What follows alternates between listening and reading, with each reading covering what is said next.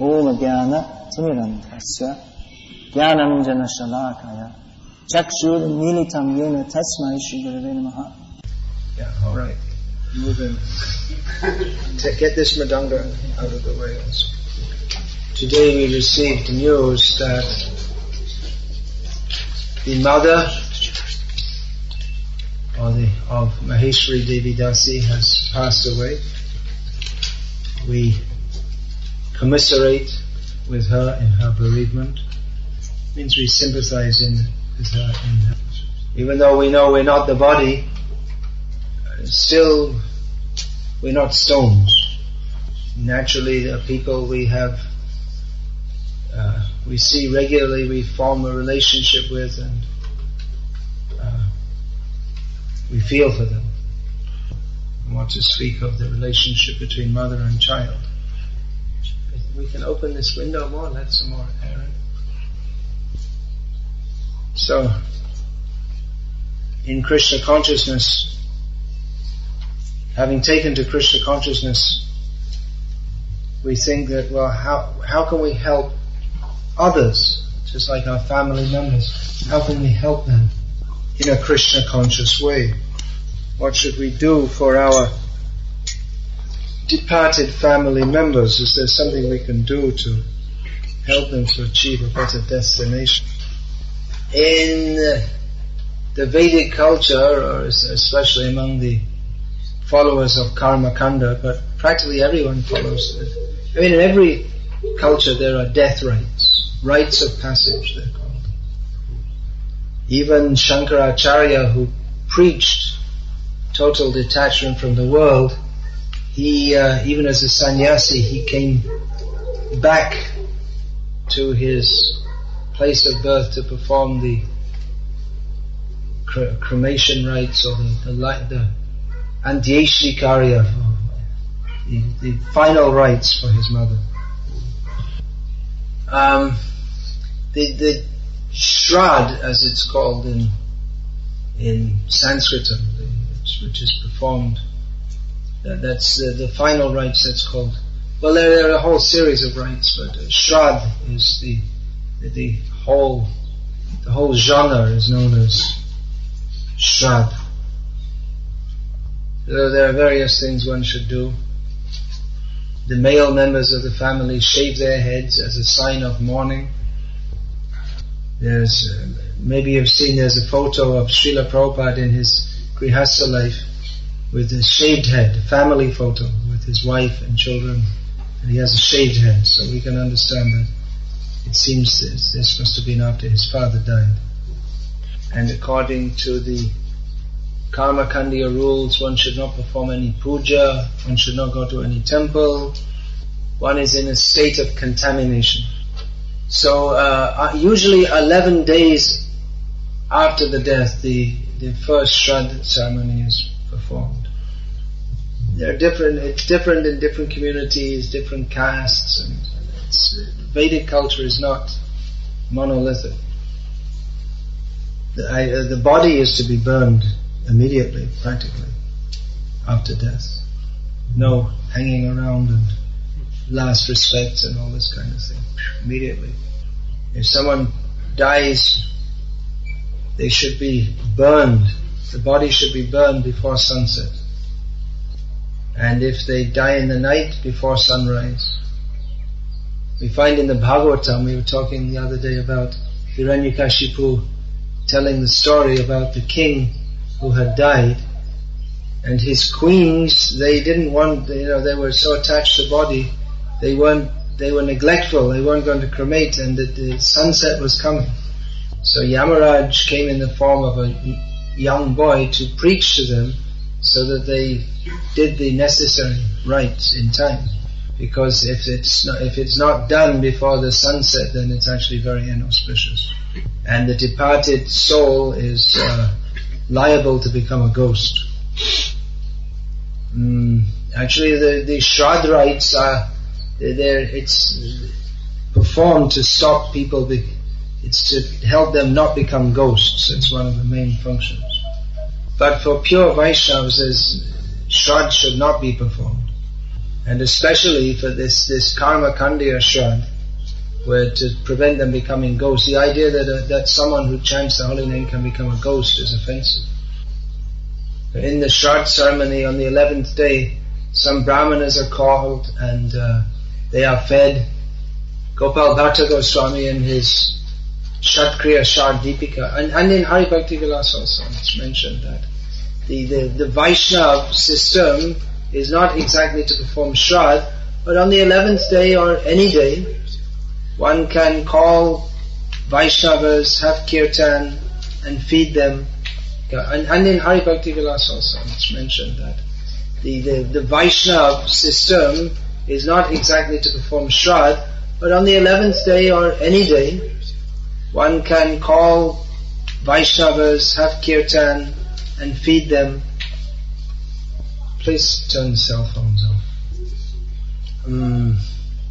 It's not necessary, but it may be done. We're talking here about Vaishnavas. If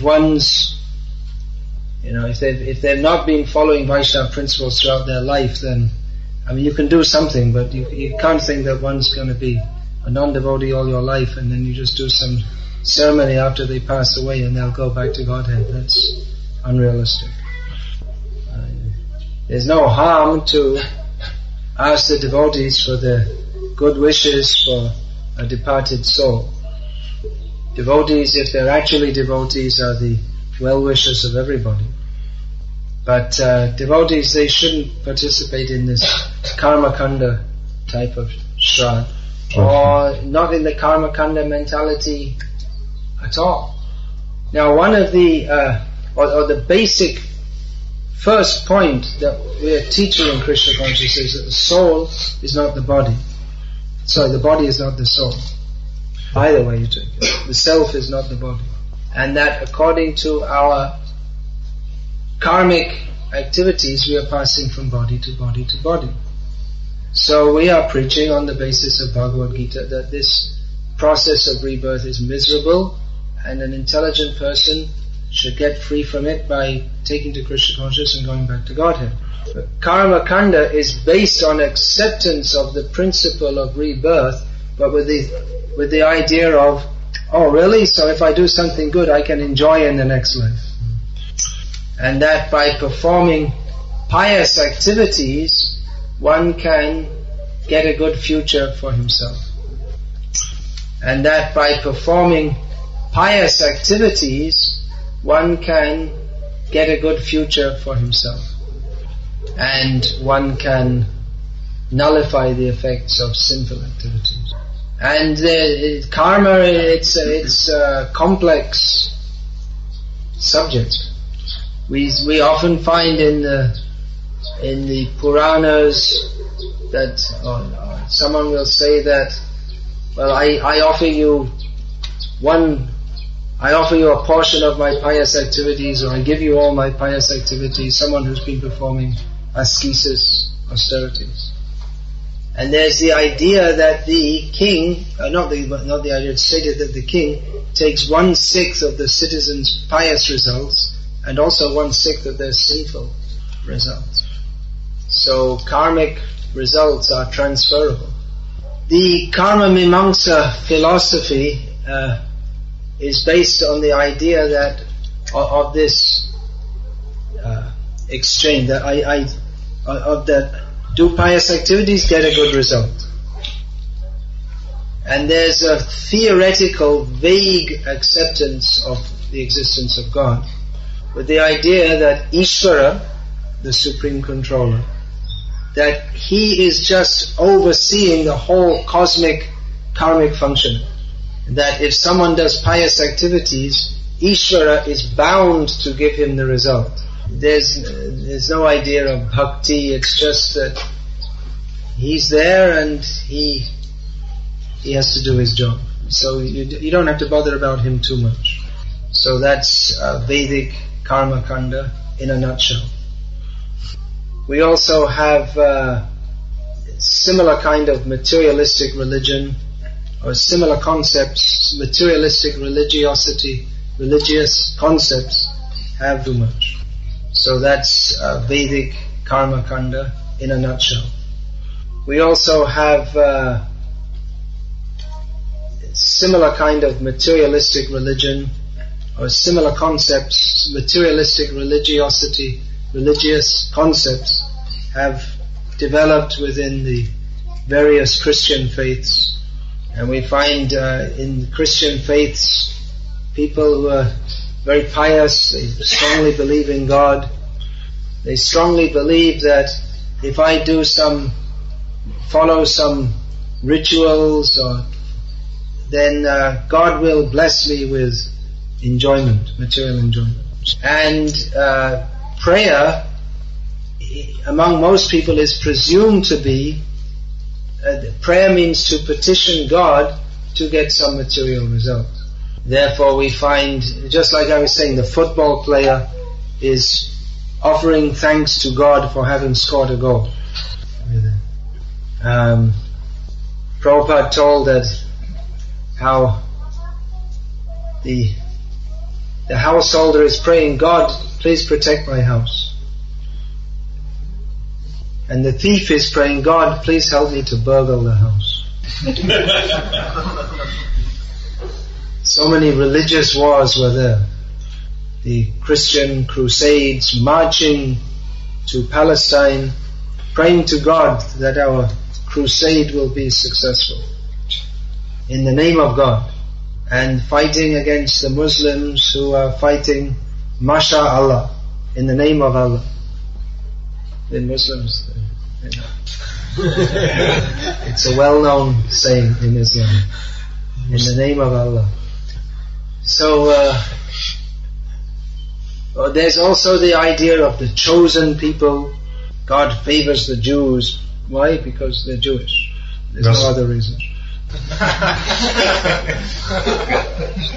It's pretty difficult to understand, considering the history of the Jews. They've had a pretty troubled history, but somehow that idea is there that they're special, they're God's special people. So anyway, this contaminated kaitav dharma, cheating religion, there's the idea of that God, He is the order supplier, that we have a blazing fire of material desires within our heart, and God, He's bringing more fuel to throw in the fire.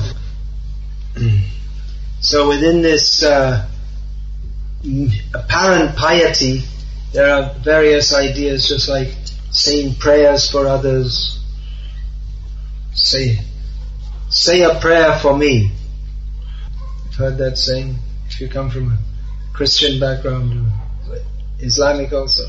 Say a prayer for me. So the idea is that, I'm praying to God for me, and you also pray to God for me.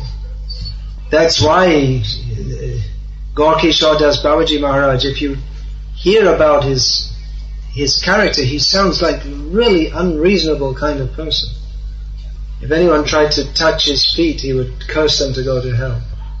Anyone would bring him any gift, he wouldn't accept it.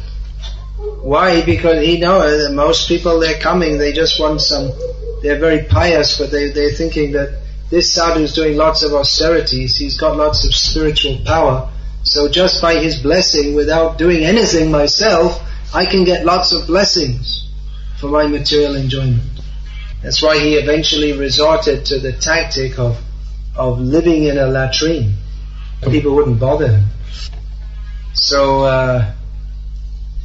often we bring these concepts into Krishna consciousness. Misconceptions. Pure devotional service is anyabhilashita shunyam jnana karma dhyana vritam.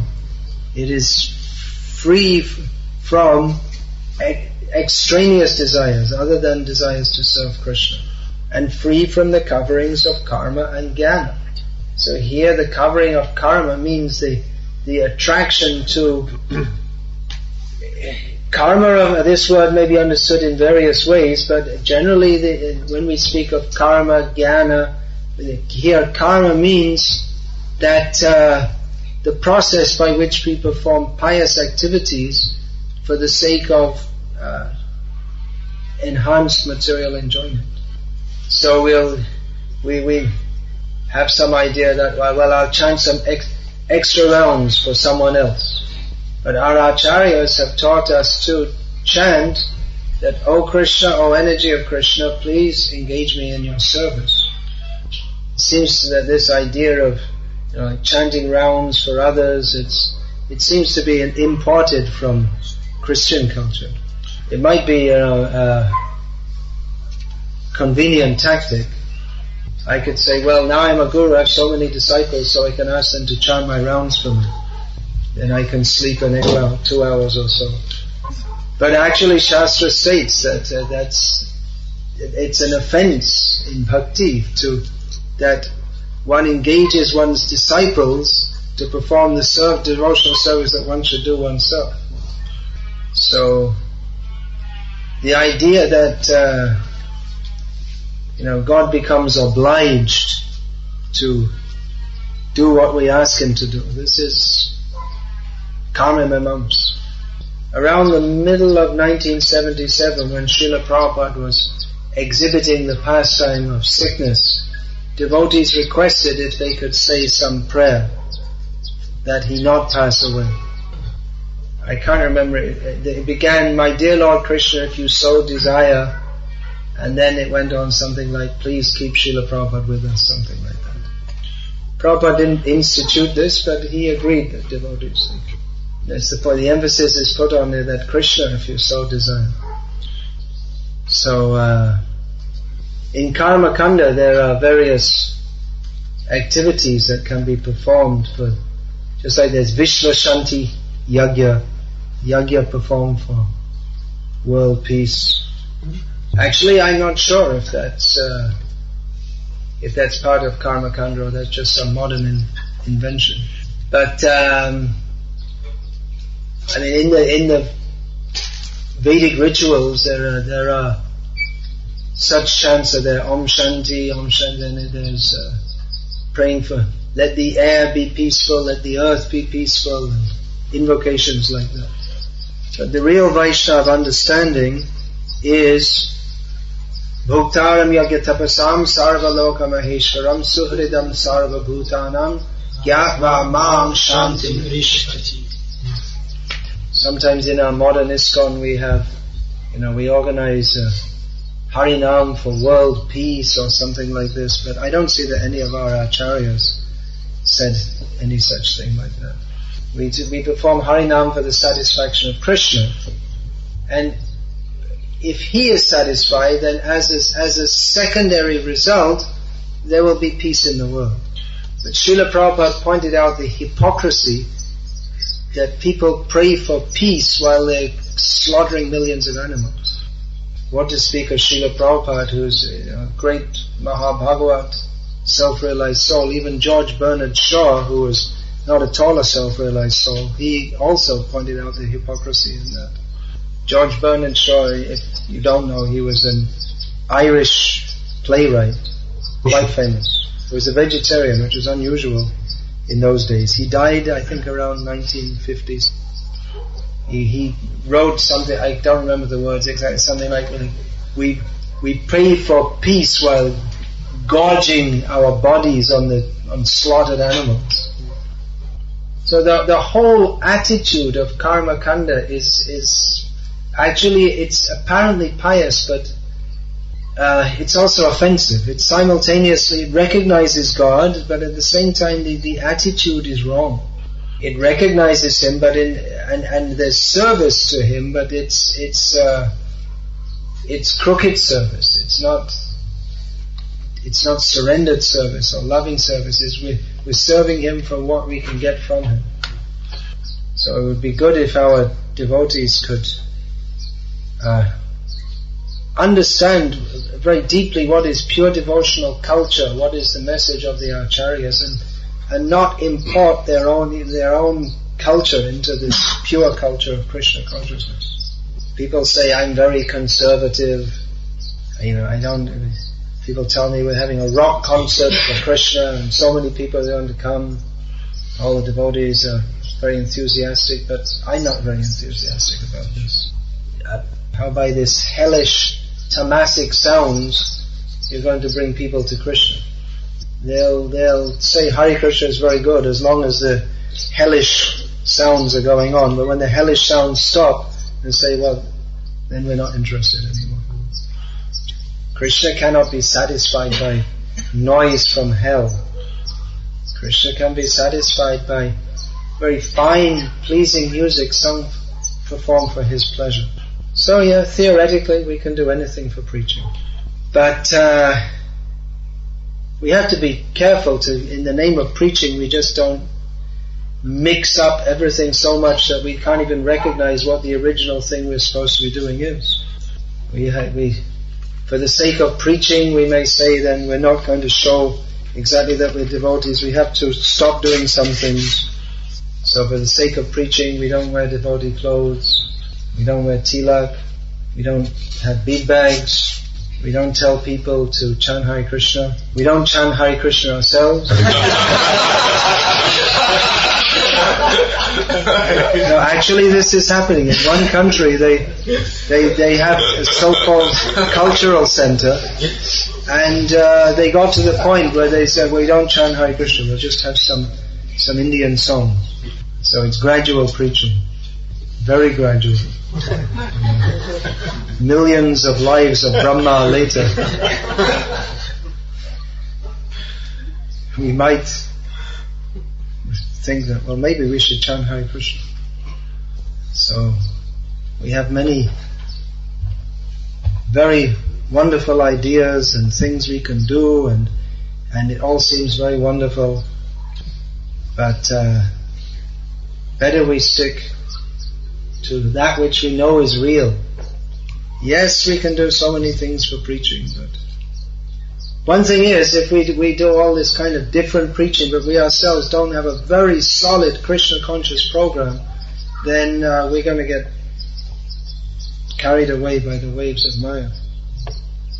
Unless we have very solid hearing and chanting, which means, we have to spend several hours every day hearing and chanting to be solidly fixed in Krishna consciousness. Unless we have that, we're going to be weak. So we may have some alternative ideas for preaching. But preaching what? Preaching to people to be vegetarians most of the time, and chanting Hare Krishna sometimes if you feel like it. And, one Sunday a month you go and you sing a little bit about Krishna. And this is preaching. Don't put water in the milk. Boil the milk down. Make it rich and suitable to offer to Krishna. So, there's no time for questions and answers. No? Oh, just one thing I want to address. One devotee is asking about what should our attitude be with members of Gauriya Math. Well, it's a mixed bag. Mixed. I was asking what's the actually there is some GBC policy that we're not supposed to mix or something like that. I think the main problem comes that we will be, well, it's a mixed bag.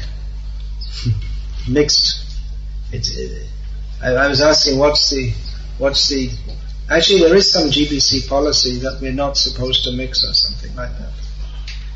I think the main problem comes that we will be, when we come close to them, then they take people, we're preaching to people gradually to come to Krishna consciousness, and they just take people and immediately get them initiated even when they're not ready, or they don't have time to think about it or any such thing. I think that's the main objection. When people are, we in ISKCON we're very slow and careful, and we want to give initiation so that it will benefit the people, so that they understand the importance of it and they commit themselves to a way of life by which they can make advancement in Krishna consciousness. When people are, we in ISKCON we're very slow and careful, and we want to give initiation so that it will benefit the people, so that they understand the importance of it and they commit themselves to a way of life by which they can make advancement in Krishna consciousness. But this giving initiation, you don't even know the people very well. They're very neophyte. They don't even know what Krishna consciousness is. they're not even following the principles, and if you give initiation in that stage, it's actually hindering their spiritual advancement. So this is our main objection, that we find again and again they do this, that we're preaching to people and to bring new people in, and then Gauriya Math people come and join our programs, and then they just take all the people away and just initiate them all when they're not ready for initiation. So in among the various Gauriya Math groups, there are some very nice devotees, but this problem persists, which makes it difficult for us to interact as different institutions. Okay, well, there's no time now, so we'll finish that.